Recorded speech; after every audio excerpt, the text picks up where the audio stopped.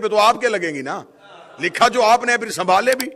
آپ ہمیں بتائیں 3 دن تک بعد رسول آپ کے ہاں خلافت کا کوئی فیصلہ نہیں ہوا. 3 دن تک امت کہاں رہی؟ بغیر حجت کے. ہم تو آج بھی بغیر حجت کے نہیں. تو جو ہے صاحب بھئی ہم تو آج بھی بغیر حجت کے نہیں ہیں. ہمارا تو مولا آج بھی موجود ہے. ہمیں یہ بتائیں کہ 3 دن سقیفہ بنی سعدہ کے امت کس کے پیچھے رہی؟ خلافت تو کوئی طے نہیں ہو رہی تھی. مہاجرین کہتے تھے ہم میں سے ہوگا, انصار کہتے تھے ہم میں سے ہوگا. خلافت طے نہیں ہو رہی تھی. امامت مطمئن ہو کے گھر بیٹھی تھی. 3 دن تو میرے مولا سقیفہ بنی سعدہ میں آئے ہی نہیں.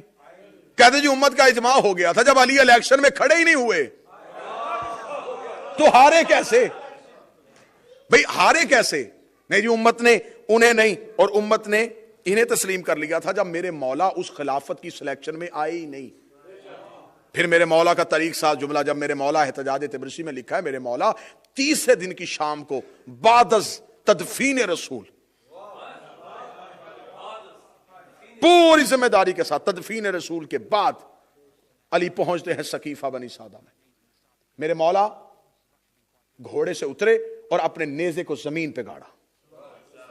زمین پہ گاڑ کے علی نیزے پہ ہاتھ رکھ کے خطبہ دینے لگے. اور میرے مولا نے آ کے پہلا جملہ لگا, تم جنازے پہ کیوں نہیں آئے؟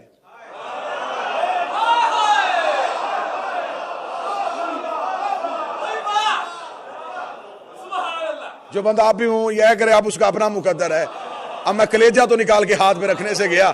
تم اور جنازہ پیغمبر پہ کیوں نہیں آئے؟ انہوں نے کہا یا علی یہاں پر حکومت تقسیم ہو رہی تھی تو لہٰذا یہ اہم کام تھا بعد از رسول, پھر یہ اہم ذمہ داری تھی, لہٰذا ہم اس پہ ذرا مشغول تھے, اس لیے جنازہ رسول سے کمی رہ گئی. یہ تو تمہاری کتابوں میں لکھ دیا ہے, اہل سنت بھائیوں کی کتابوں میں لکھا ہوا ہے کہ بعد میں جا کے بیٹیوں سے پوچھتے رہے ہیں رسول کو کفن کتنی چادروں کا ملا ہے. اس کا مطلب یہ پوچھنا اس بات کی تصدیق ہے یہ تکفین میں شامل نہیں تھے, یہ تدفین میں شامل نہیں تھے. اللہ نے فرمایا تم جنازہ رسول پہ کیوں نہیں آئے؟ کیا لگا یا علی یہاں حکومت بنانے میں اہم کام ہو رہے تھے, اس لیے ہم نے یہاں اس جگہ پہ رہنا بہتر سمجھا. فرمایا پھر کیا کیا تم نے اپنی حکومت کا؟ کیا کیا تم نے اپنی حکومت کا؟ کیا کیا تم نے اپنی حکومت کا؟ کہنے لگے اسے وزیر بنا دیا ہے, اسے امیر بنا دیا ہے. یا علی اسے وزیر بنایا گیا ہے, اسے امیر بنایا گیا ہے, اور یہاں امت کا اجماع تھا, لہٰذا امت کے باہمی مشورے کے ساتھ انہیں وزیر بنا دیا گیا ہے, انہیں امیر بنا دیا گیا ہے. احتجاج تبرسی میں لکھا میرے مولا مسکرا کے فرماتے اچھا تو تم نے اس فیصلے میں علی سے کیوں نہیں پوچھا؟ کہنے لگے یہاں لوگ زیادہ تھے, یہاں امت زیادہ تھی, اس لیے آپ کے اکیلے فیصلے کو ترجیح نہیں دی گئی. میرے مولا نے فرمایا جتنے بھی زیادہ تھے کیا تم میں سے کوئی کعبے میں آیا تھا؟ فرمایا نہیں آیا تھا. کسی نے رسول کی زبان چوسی تھی؟ بولے نہیں چوسی تھی. کوئی نبی کے گھر پلا تھا؟ بولے نہیں پلا تھا. کوئی دعوت ذوالعشیرہ میں اٹھ کے کھڑا ہوا تھا؟ بولے نہیں ہوا تھا. کوئی ہجرت کے بستر پہ سویا تھا؟ بولے نہیں سویا تھا. کسی نے نبی کی امانتیں واپس کی تھی؟ فرمایا نہیں کی تھی. کوئی خلے ایمان ہے؟ کہا نہیں ہے. کوئی یعصوب الدین ہے؟ کہا نہیں ہے. کوئی قائد غل مجلین ہے؟ کہا نہیں ہے. کوئی فاتح درین ہے؟ کہا نہیں ہے. کوئی نقطہ بائے بسم اللہ ہے؟ کہا نہیں ہے. کوئی بت شکن ہے؟ کہا نہیں ہے. کسی نے محمد کے کاندھوں پہ کھڑے ہو کے کعبے سے بت توڑے تھے؟ کہا نہیں توڑے تھے. ستارہ کسی کے دروازے پہ کمی بن کے آیا تھا؟ بولے نہیں آیا تھا. جبریل کسی کا شاگرد ہے؟ بولے نہیں ہے. ملائکہ کسی کے گھر نوکری کرتے ہیں؟ بولے نہیں کرتے ہیں. تم میں سے کوئی ایسا ہے جس کی زہرا جیسی زوجہ ہو؟ بولے نہیں ہے. کسی کا حسن حسین جیسا بیٹا ہو؟ بولے نہیں ہے. علی نے نیزے پہ ہاتھ رکھ کے کہا اوے عرب کے جاہلو, مقابلے علی سے کرتے ہو. میں نکاح سے, میرا باپ نکاح سے, میرا دادا نکاح سے, میں نکاح سے, میرا باپ نکاح سے, میرا دادا نکاح سے. ہم نکاح والوں کے بیٹے ہیں, تم گناہ والوں کے بیٹے.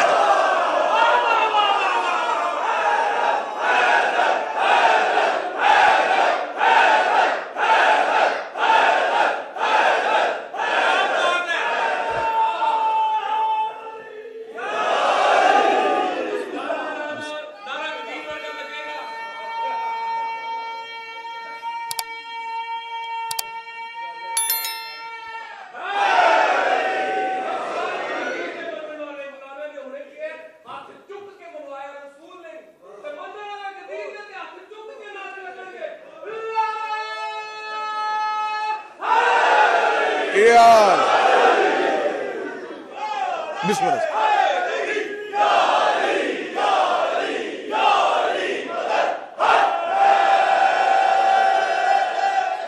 علی نے فرمایا ہم پاک، ہمارے شجرے پاک، ہمارے خاندان پاک، ہماری مائیں پاکیزہ، ہماری دائیاں پاکیزہ، ہماری کنیزیں پاکیزہ،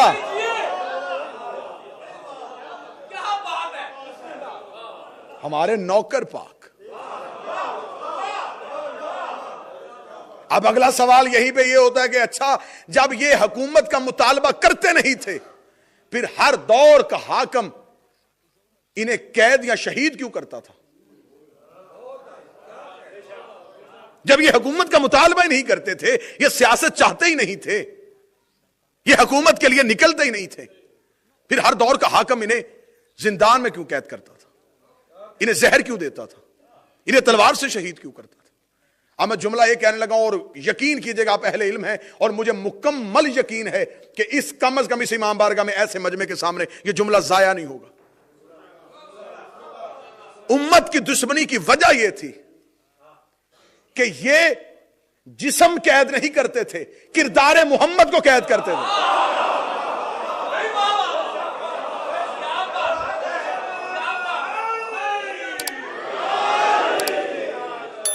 انہیں خبر تھی کہ اگر یہ کردار معاشرے میں زندہ رہے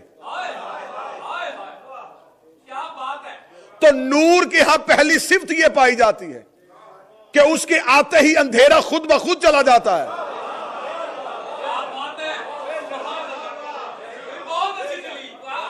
نور لانے سے پہلے اندھیرے کو نہیں بھگایا جاتا، نور آتے ہی اندھیرا چلا جاتا ہے، کیونکہ اندھیرا ضد ہے نور کی۔ انہیں پتا تھا اگر یہ کردار معاشرے میں یوں ہی روشن رہے پھر ان کی روشنی میں ہمارے چہرے پہچانے جائیں گے،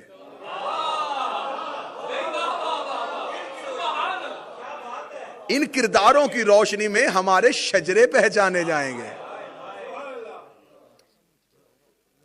اور اماموں کو قید خانے میں رکھ کے یہ سمجھتے تھے کہ امام قید میں ہے، امام قید میں بھی امت سے بے خبر نہیں رہتا۔ امام نے کہا تم نے حکومت کرنی ہے کرو، ہمارے نزدیک یہ حکومت کوئی معنی نہیں رکھتی، جاؤ کرو۔ اب اس کو تخت اور تاج پہ، میں نے اسی لیے اس مولا کی بات کیا، ہارون کو اپنے تخت اور تاج پہ بڑا مان تھا۔ امام نے کہا یہ حکومت پہ مان کر رہا ہے نا، جا چوک پہ بیٹھ کے ریت اکٹھی کر کے جنت بنا۔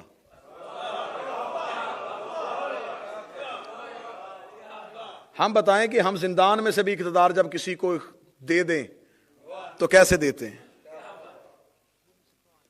اب جب امام نے کہا کہ شریعت پہ حملہ نہیں ہونے دینا، میں نے اگر شریعت پہ حملہ ہوا حکومت سنبھالو، اپنے جیسے جاہلوں پہ راج کرو،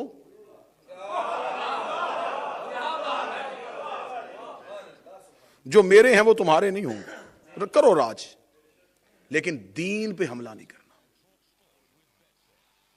نمازیں 5 سے 4 نہیں کرنی، روزے 30 سے 20 نہیں کر سکتے، حج کے چکر الٹے نہیں لگوا سکتے، دین میں ایک رائی کے دانے کے برابر بھی تم نے تبدیلی نہیں کرنی۔ امام نے کہا اگر تم نے تبدیلی کی تو زندان کا دروازہ خیبر کے دروازے سے وزنی نہیں ہے۔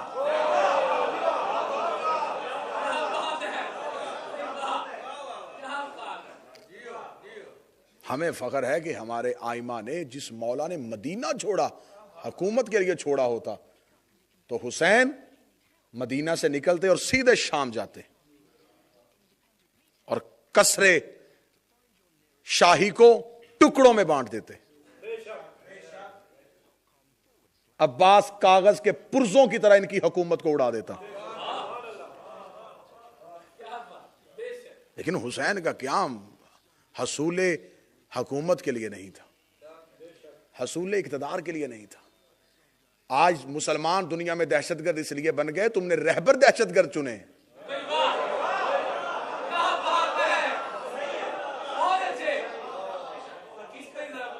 تمہارے ہیرو خالد بن ولید، سیف اللہ، اللہ کی تلوار، یہ کیسی تلوار تھی اللہ کی جو پہلے کافروں کے ہاتھ میں تھی؟ ہم مجھے نہیں پتا، جو تاریخ سے واقف ہے وہ بولے گا۔ بھئی یہ سیف اللہ ہیں، یہ اللہ کی تلوار ہیں، یہ تلوار اللہ کی پہلے کافروں کے ہاتھ میں رہی. تم نے حکمرانوں کے کردار بچوں کو دکھائے، غیر مسلم کے سامنے تم نے حاکموں کے کردار رکھے، اس لیے اس نے تمہیں دہشت گرد کہا. کہ جب تمہارے حاکم دہشت گرد تھے، جب تمہارے اولی الامر دہشت گردے تھے، کیا وہ دہشت گردیاں تم کتابوں سے مٹا سکتے ہو؟ کبھی بھی نہیں مٹا سکتے. جنہوں نے انسانی خون کے گارے کے ساتھ دیواریں کھڑی کی تھی، جنہوں نے انسانی کھوپڑیوں کے ساتھ مینار بنائے تھے، جو ایک ایک رات میں ہزار ہزار مسلمانوں کو تحت ایک کرتے تھے، ان کو فاتح اسلام بنا دیا.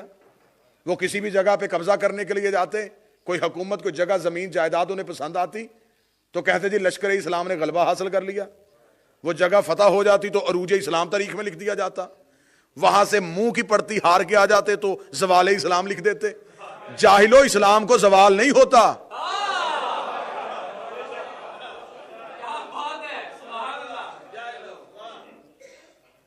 اگر تم نے کاش اس جگہ پہ، اسی جگہ پہ جہاں تم نے ان لوگوں کے نام رکھے، تم نے بچوں کو ٹیپو سلطان، غزنوی، محمد بن قاسم کی جگہ باقر، جعفر، کاظم پڑھائے ہوتے،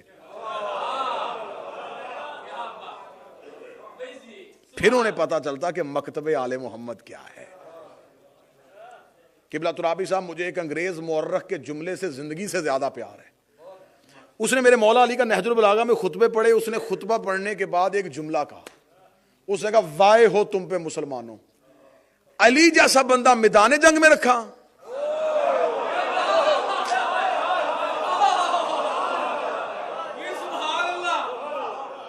تم نے یہ علی جیسا عالم ہاتھ میں تلوار دے کے پہاڑوں پہ، جنگلوں پہ. کاش دنیا علی کو میدان جنگ میں مصروف نہ رکھتی. اس انگریز کا جملہ ہے. اس نے کہا کاش دنیا علی کو میدان جنگ میں مصروف نہ رکھتی تو علی علم کی اتنی دنیایں تخلیق کر دیتے کہ قیامت تک ریسرچ کی ضرورت ہی نہ پڑتی.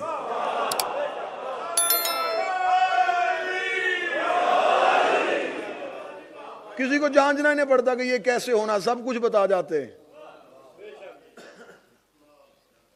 انہوں نے تو انہی سے، تم بادشاہوں کے پیچھے چلے گئے، وہ بغیر کلمہ پڑھ کے اماموں کے پیچھے آ گئے. انہوں نے رسول کی معراج دیکھی، انہیں پتا چل گیا کہ جانے کا رستہ ہے.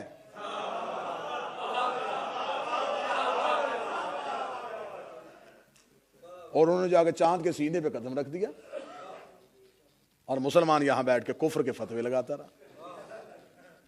اغیار کی بات میں نہیں کروں گا، بالکل آخری جملہ کہہ رہا ہوں. اغیار کی بات نہیں، باشمول میرے، میں اپنے آپ کو پہلے، سب سے پہلے رکھنے لگا ہوں تاکہ مجمع میں سے کسی صاحب عزت کو یہ تنقید ناگوار نہ گزرے. میں اپنے آپ کو آپ سب سے پہلے رکھ کے کہہ رہا ہوں، ہم اغیار سے گلہ کیوں کریں؟ ہم نے مکتب آل محمد سے کچھ نہیں لیا.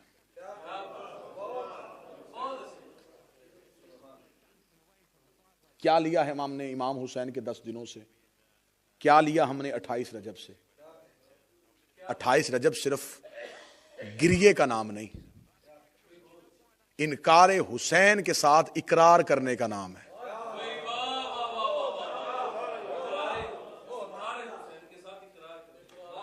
ظالم کے سامنے جھکنا کیوں؟ ظالم کے سامنے گھٹنے کیوں ٹیکنے؟ یہ تجدید بیعت کا دن تھا.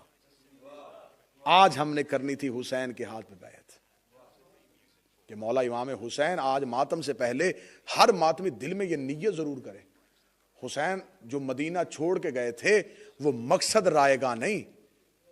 مولا حسین ہم آج بھی تیرے لشکر میں کھڑے ہیں. یہ لبیک یا حسین کی صدا ہے. میں مہمان ہوں، امام حسین کا سب سے چھوٹا ذاکر ہوں. یہ منبر پہ ہاتھ جوڑ کے کہہ رہا ہوں، تمہیں حسین کی عزت کا واسطہ، یہ لڑائیاں چھوڑو. مکتب آل محمد جھگڑنے کا نام نہیں، لینے کا نام ہے. اور یہاں پہ کوئی ڈگریوں کی ضرورت بھی نہیں، یہ بھی میں کہہ دوں آپ کو. کیا آپ یہ سمجھے کہ جناب نہیں بندہ مولانا ہو، فارغ التحصیل ہو کسی جگہ سے تو اسے زیادہ آ سکتا ہے؟ نہیں. سلمان کسی یونیورسٹی کا پڑھا ہوا نہیں تھا. ان کے دروازے سے صرف جھکنے کا سلیقہ آنا چاہیے.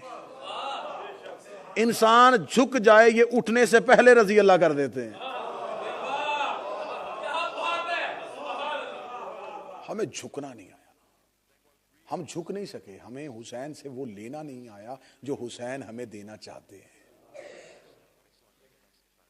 کاش ہم مقصد حسین کو سمجھیں اور آپس میں ایک دوسرے سے بحث نہیں. حسین کو تمہارے پاؤنڈ ڈالر کی ضرورت نہیں, حسین کو تمہاری عقیدے کی ضرورت ہے. نفرتیں ختم کرو, نفرتوں کی دیواریں گراؤ, حسین کی عزا کو سمجھو, حسین کے مقصد کو سمجھو. میں ابھی تھوڑی دیر پہلے بھی دوستوں کے ساتھ یہی بات کر رہا تھا, اور اکثر مجلس میں یہ بات کرتا ہوں کہ یہ بحثیں چھوڑیں. با خدا میرا اپنا عقیدہ میرے اندر ہے, میں اس عقیدے پہ کہاں تک حسین کی دہلیز پہ جھکتا ہوں, وہ جتنا بھی میں جھکتا ہوں میں کچھ بھی نہیں جھکتا. ہم میں سے جو بھی جتنا بھی جھکتا ہے وہ کچھ بھی نہیں جھکتا. لیکن اب یہ چیزیں, یہ بحث ابھی تک ہم اسی جگہ پہ ٹکے ہوئے ہیں. ہمیں چاہیے کہ ہم امام کے ظہور کے قریب آ رہے ہیں, ہم حسین کی عزا کو سمجھیں, ولایت علی کو سمجھیں, مقصد حسین کو سمجھیں, قیام حسین کو سمجھیں, محمد و آل محمد کی معرفت سمجھیں. ہم ابھی تک یہی سوال کر رہے ہیں, نماز افضل ہے یا عزاداری؟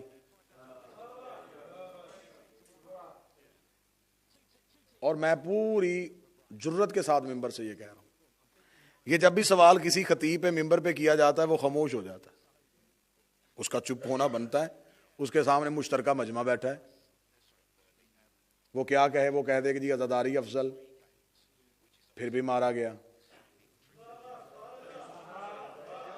میں چھپ کے تو بات نہیں کر رہا, میں تو لاؤڈ سپیکر پہ کر رہا ہوں. عزاداری اپنے اندر انتہائی فضیلت ہے. مجھ سے 10 مجلسیں سنو, میں اہمیت عزا پہ سنا دیتا ہوں. عزاداری کی اہمیت کیا ہے. نماز واجبات دین سے ہے, انکار کیا ہی نہیں جا سکتا. مجھ پہ جب یہ سوال کیا جاتا ہے تو میں اس کا جواب یہی دیتا ہوں, اور آج بھی دے رہا ہوں. یہ سوال ہمیشہ وہی کرتا ہے جو دونوں میں سے ایک چیز کو چھوڑنا چاہتا ہے. جسے جواب پسند ہے وہ میرے ساتھ بولے.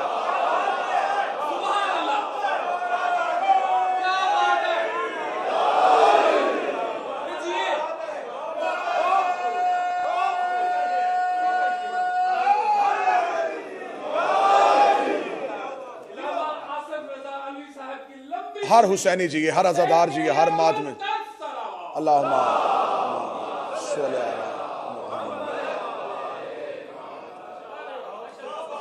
نماز ہے واجبات دین, واجبات دین.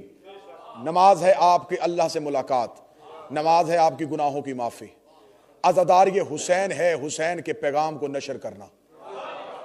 آل محمد نے آپ سے وعدہ کیا ہے, نماز پڑھو, اللہ کی قربت حاصل کرو, گناہوں کی معافی ہو جائے گی. لیکن عزاداری میں آل محمد نے وعدہ کیا, تم صف بچھاؤ, ہم تمہارے ساتھ آئیں گے.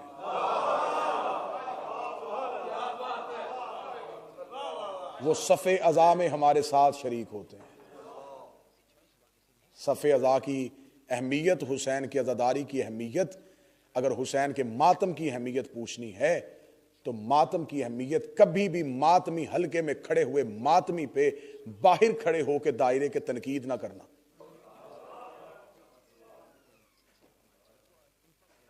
وہ اس ٹائم کیا کر رہا ہے, وہ مقصد حسین دنیا تک پہنچا رہا ہے عزاداری کے طریقے سے, عزا کے طریقے سے. امام حسین علیہ السلام کا ماتم اگر اعتراض کرنا ہے تو سب سے پہلے علی کی بیٹی پہ کرو.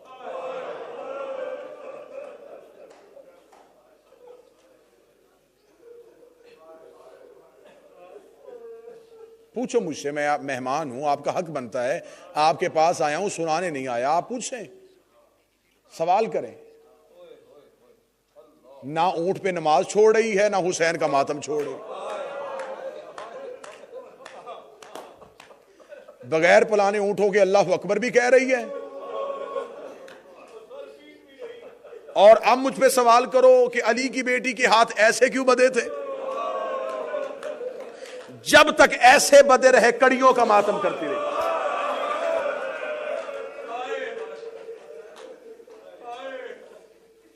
مولاؤں نے حکم دے دیا, سب سے پہلی پابندی لگائی ہے انہوں نے زہرا کے ماتم پہ.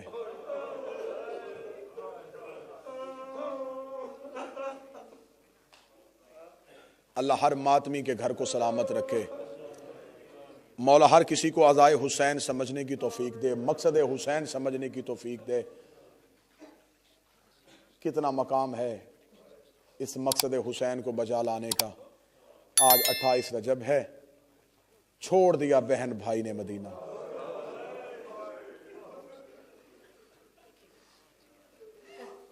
چھبیس رجب کو دربار سے واپس آئے, دربار سے واپس آ کے سیدھے گئے قبر رسول پہ.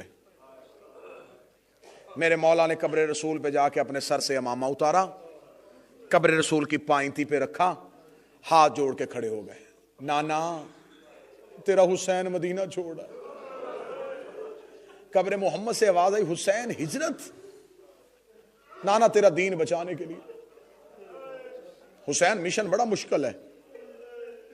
حسین اس دین پہ بڑی محنت کی ہے. اس دین پہ میں اکیلا نہیں تھا, میرے ساتھ تیرے دادے ابو طالب کا روب تھا, میرے چچا حمزہ کی تلوار تھی, علی کی بہادری تھی, تیری ماں خدیجہ کی دولت تھی, تیری ماں سیدہ کی دعائیں تھیں.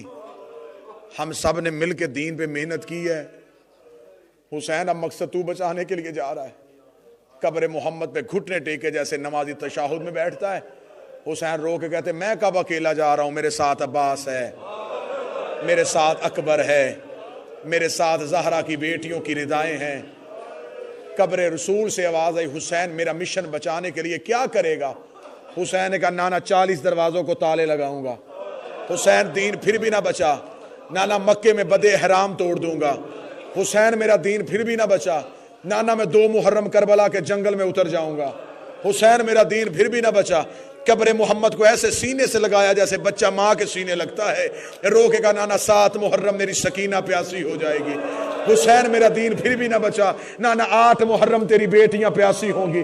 حسین میرا دین پھر بھی نہ بچا. قبر محمد سے اٹھ کے کھڑا ہو گیا زہرا کا لال. رو کے کہتا نانا 10ویں محرم کا سورج طلوع ہوگا, میں اکبر کا کلیجہ دوں گا, میں عباس کے بازو دوں گا, میں قاسم کی لاش کے ٹکڑے اٹھاؤں گا, میں اون و محمد کے جنازے اٹھاؤں گا. نانا ایک دن میں میرے گھر سے 72 جنازہ نکلے گا. آواز آئی حسین اگر دین پھر بھی نہ بچا. رو کے کہا نانا تو پریشان نہ ہونا, سر سجدے میں رکھوں گا میں, اٹھائے گا میرا قاتل. آواز آئی حسین تیرے سر کے بعد بھی دین نہ بچا. حسین اٹھ کے کھڑے ہو گئے, اپنے دامن کو جھاڑا. رو کے کہا نانا جو دے سکتا وہ دے دیا, اب میرا گھر خالی ہو گیا, اب میرے گھر میں دینے کے لیے کچھ نہیں. اب کون ماتمی ہے جو سینے کا پرسا نہیں پڑے گا؟ اتنا جملہ کہنا تھا. یا سیدوں کے گھر سے ایک بی بی کے رونے کی آواز آئی. آواز آئی حسین نانے سے وعدہ کر, کربلا جانے تو جانے, شام جانے تیری زہرا. پریشان کیوں ہو گیا حسین؟ میں شریکت الحسین ہوں.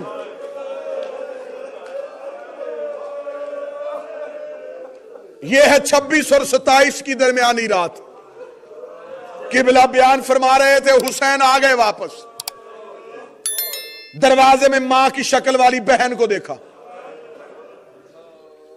اب مصیبت میں صرف جملے ہوتے اور لفظ ہوتے ہیں. علی کی بیٹی نے حسین کی گردن چومی, حسین نے زینب کی کلائیاں چومی.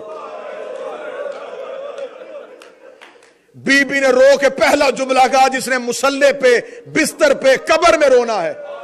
بی بی نے پہلا جملہ کہا, بی بی رو کہتی پہلے مجھے بتا تو قبر محمد پہ جا کے رویا کیوں تھا؟ حسین تو کوئی اکیلا ہے, میں تیری شریکت الحسین بہن ساتھ نہیں. رو کے کہا زینب محاذ ہے 3, میں ہوں اکیلا. کون سے محاذ ہیں زینب؟ پہلے محاذ کا نام ہے کوفہ, دوسرے کا نام ہے کربلا, تیسرے کا نام ہے شام. بات کوفہ بھی پہنچانی ہے, حق کربلا میں بھی ادا کرنا ہے, بات شام بھی لے کے جانی ہے. بی بی رو کہتی آسان محال تو رکھ لے, کوفہ مسلم کو بھیج دے, کربلا تو جانا. میں نے سنا شام کے لوگ بڑے کمینے ہیں, شام جانے علی کی بیٹی جانے.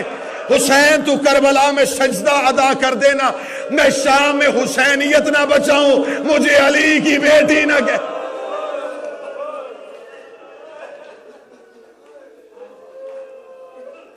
میں ایسا ماتمی جلوس لے کے نکلوں گی 11 محرم کو میں شام کی دیواروں پہ لکھوا کے آؤں گی باغی نہیں نمازی مارا گیا ہے. اتنا جملہ کہنا تھا, حسین روتے ہوئے زمین پہ بیٹھے. زینب نے بھائی کے گلے میں باہیں ڈال کے نشان سجدہ کو چوم کے کہا اب کیوں رویا؟ اب جو لفظ سن کے رونے کی عادیاں, حسین رو کے کہتے زینب مجھے حسن یاد آ گیا, آج تو نے مجھے حسن کی کمی پوری کر دی. برابر کا بھائی ہوتا ایسے ہی چلتا جیسے تو حسن بن کے چلی ہے. رو کے کہتی میں نے حسن نہیں رہنا, میں نے کبھی علی بننا ہے, میں نے کبھی عباس بننا ہے.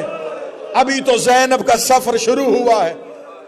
بس میں آخری جملے پڑھوں. مولا حسین بیٹھ گئے, رو کے کہا زینب ایسے کر, فوج ایک ہے, کس کس محاذ پہ لڑائیں؟ رو کہتی میں جنت اور دوزخ تقسیم کرنے والے کی بیٹی ہوں, اگر تو کہے تو فوج میں تقسیم کروں. حسین کہتے فوج بھی تو تقسیم کر لے.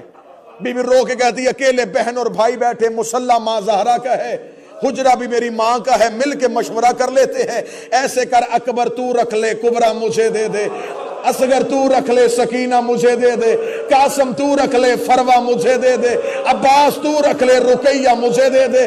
یہ جملہ کہہ کے علی کی بیٹی تڑپی, رو کہتی اگر ہو سکے ایک سجاد مجھے دے دے, مجھے شام کی گلیوں میں تیرا چہرہ دیکھنا ہو, میں تیرے سجاد کا چہرہ. آواز آئی زینب تو امامت کو بچا کے آئے گی.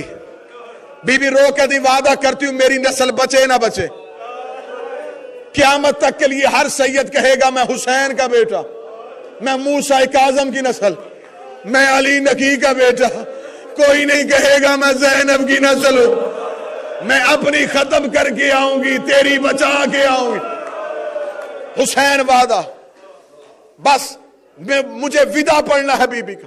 اتنا کہنا تھا. یا میرے مولا حسین نے رو کے کہا زینب ہر مشکل آسان کر دی تو مشکل کشا کی بیٹی ہے, ایک مشکل اور ہے. حسین مجھے بتا, ماتمی جملہ برداشت کیجئے گا. مولا حسین رو کے کہتے زینب عباس کو کون بتائے گا, عباس کو کون بتائے گا؟ بی بی رو کہتی میں بتاؤں. اما فضا جی بنت زہرا, عباس کو میرے حجرے کے دروازے پہ لے گیا. ادھر عباس حجرے کے دروازے پہ آئی. بی بی زینب پردہ کے اندر تھی. مولا سخی عباس جس کے چھت پہ عباس کا علم, جس کی ضمیر پہ عباس کا پہرا ہے. سخی عباس کی آواز ہے السلام علیکم یا اہل بیت نبوہ و مادن الرسالہ. رسول کی بیٹی نوکر کو کیوں بلایا ہے؟ بی بی دیکھے کہتی عباس آج میں زینب بن کے نہیں, میں ماں زہرا بن کے حکم دینے لگی ہوں. عباس آج کے بعد جو حسین کہتا جائے وہ کرتا جا, جو حسین کہتا جائے وہ کرتا جا. ادھر بی بی کا جملہ ختم ہوا, ادھر حسین کا پہلا قدم حجرے سے باہر آیا. عباس نے سر سے امامہ اتارا, حسین کے قدموں پہ رکھا, ہاتھ باندھ کے کہا میں نے مانی کون سی نہیں, تو نے بی بی سے سفارش کیوں کرائے؟ مولا میں تیرا نوکر نہیں, مولا غلام سے غلطی کہاں پہ ہوئی؟ مولا ہو سکتا ہے تو حکم کرے اور نوکر نہ مانے. مولا نے فرمایا عباس پچھلی بات نہیں کر رہے. عباس آگے منزل شروع ہونے لگی. مولا حکم فرمائیے. فرمایا عباس صحن زہرا میں مسند لگائی جائے. صحن زہرا میں مسند لگی, محمد بن کے حسین مسند پہ بیٹھ گئے, علی بن کے عباس زمین پہ بیٹھ گئے. حسین نے کہا عباس کاغذ قلم کا بندوبست کیجئے, میں کچھ نام لکھواؤں گا جن کے نام ہو وہاں جا کے اطلاع دو, سفر کی تیاری کرو, ہم نے 28 کو مدینہ چھوڑنا ہے. مولا حسین نے ہاتھ میں کاغذ قلم عباس کے ہاتھ میں دیا. عباس نے کاغذ قلم پکڑا. حسین نے کہا عباس لکھواؤں نام؟ جی مولا لکھوائیے. حسین نے دیکھا عباس کچھ خط کر رہے ہیں. حسین نے عباس کیا لکھ رہے ہو؟ مولا لکھا نصر من اللہ و فتح قریب. رسول جب بھی جنگوں پہ جاتے تھے یہی لکھواتے تھے. فرمایا مٹا دے. تجھے کس نے کہا میں جنگ پہ جا رہا ہوں؟ یہاں لکھ قالوا ان للہ و انا الیہ راجعون. مردوں کے نام مکمل ہوئے. مردوں کے نام کا مکمل ہونا تھا. عباس نے کاغذ کو بند کرنا شروع کیا. حسین نے عباس کے کاندھے پہ ہاتھ رکھا. فرمایا کچھ ضروری نام تو باقی رہ گئے. فرمایا مولا میں نے ایک ایک نام بار بار آپ سے پوچھا ہے. آپ نے کہا اسے چھوڑنا ہے, اسے لے کے جانا ہے, اسے نہیں لے کے جانا, اسے ساتھ رکھنا ہے. مولا اب کون سا نام رہ گیا؟ اب جو ماتمی بیٹھے صدا سے معافی مانگ کے, اب مولا حسین نے اپنی مٹھیوں کو بند کیا. حسین کے لیے سب سے بڑی مشکل تھی. حسین نے آنکھوں کو بند کیا, بند کر کے کہا عباس لکھ زینب بنت علی اسیر الشام. جب کہا نا زینب بنت علی اسیر الشام, عباس کے چہرے پہ زردی موت کی آ گئی. عباس نے روکے گا مولا کیا لکھوا رہے ہیں؟ فرمایا لکھ زینب بنت علی اسیر الشام. عباس کے ہاتھ سے قلم زمین پہ گری. حجرے سے بی بی کی آواز آئی تو لکھتا ہے یا میں باہر آؤں؟ عباس نے جلدی سے قلم کو اٹھایا. عباس نے کہا زینب بنت علی اسیر الشام. فرمایا لکھ کلثوم بنت علی اسیر الشام. عباس نے کہا مولا علی کی بیٹیاں کیوں جا رہی ہیں؟ فرمایا ان کی چادروں نے نانے کا دین بچانا ہے, اللہ تیری بہنوں کے نصیب نیک کرے. ادھر حسین کا لکھ رقیہ بنت علی اسیر الشام. عباس کی بہن کا نام آیا. عباس نے قلم زمین پہ پھینکا, ہاتھ باندھ کے کہتا تجھے تیری ماں کی چادر کا واسطہ, اگر میری رقیہ کی چادر سے تیرے نانے کا دین بچتا ہو, رقیہ کو ساتھ رہ جا. زینب مدینے رہنے دے, کلثوم مدینے رہنے دے. یہ ہر موڑ پہ کہے گی میں علی کی بیٹی ہوں, میں حسین کی اجرکم علی اللہ, میں علی کی بیٹی ہوں, میں حسین کی بہن. بس غیور عزادارو, آج ایک تابوت نہیں جا رہا, آج زہرا کے گھر سے کئی جنازے جا رہے ہیں. فرشت مکمل ہو گئی, اطلاعیں مل گئی, ختم کر دیا میں نے سارا. محمل آ کے دروازے پہ کھڑے ہو گئے. ایک ایک سوار آ رہا ہے, محمل پہ سوار ہو رہا ہے. مولا حسین گھوڑے پہ بیٹھ کے گھر آئے. عباس کوئی رہ تو نہیں گیا؟ سید و غیر سید و عباس کی آنکھیں نہیں ساون کے بادل تھے, برس رہی تھی غازی کی آنکھیں. فرمایا عباس سفر شروع کریں. عباس کے جسم میں کپ کپی. عباس کیا ہوا؟ فرمایا ہر کوئی آ گیا, بی بی ابھی نہیں آئی. مولا حسین دروازہ سیدہ پہ پہنچے, سلام دیا. اندر سے بی بی نے سلام کا جواب دیا. مولا حسین نے کہا زینب اگر تو کہے تو قافلہ لے کے چلیں. میرا مولا اس جملہ پڑھنے سے پہلے مجھے موت آ جاتی, میں بی بی کی غربت کا یہ جملہ نہ پڑھتا. جب کہا نا زینب اگر تو کہے تو چلیں, بی بی زینب نے کہا حسین اگر تو کہے تو میں باہر آؤں. آپ نے سن لیا, اکبر کی موت سے زیادہ وزنی تھا حسین کے لیے جملہ. حسین تڑپ کے کہتے مر جاتا حسین تجھے زندگی میں باہر آنے کا نہ کہتا. زینب اشاعت دین کے لیے جانا ہے. بی بی نے کہا حسین میں حاضر ہوں. حسین نے حجرہ تطہیر کا پردہ اٹھایا, سر سے لے کے پاؤں تک چادر تطہیر میں لپٹی علی کی بیٹی. بی بی نے اپنا دائیں ہاتھ آگے کیا, اکبر نے اپنا کاندھا آگے کیا. بی بی نے اکبر کے کاندھے پہ ہاتھ رکھا. اکبر نے سورہ مزمل کی تلاوت شروع کی. بی بی نے اپنا بایاں ہاتھ باہر نکالا. حسن کے یتیم نے اپنا کاندھا آگے کیا. بی بی نے قاسم کے کاندھے پہ ہاتھ رکھا. قاسم نے سورہ دہر کی تلاوت شروع کی. علی کی بیٹی کا پہلا قدم حجرے سے باہر آیا, دوسرا قدم حجرے سے باہر آیا. اونو محمد نے اپنے سروں سے امامے اتارے, ماں کے قدموں کے نشان مٹانے شروع کیے. کسی غیر کی نظر ہماری ماں کے قدموں کے نشان پہ نہ پڑ جائے. آگے آگے علموں والا عباس تھا. عباس نے اپنے سر سے امامہ اتارا, مدینے کے چوک پہ کھڑے ہو کے کہا الحجاب الحجاب, پرندوں پرواز بند کرو, علی کی بیٹی گھر سے باہر آ گئی. پرندوں پرواز بند کر لو, زینب گھر سے باہر آ گئی. علی کی بیٹی کا آنا تھا. حسین کی آواز آئی زینب, 72 بازار, 144 گلیاں, ہر موڑ پہ شرابی, ماتم حسین.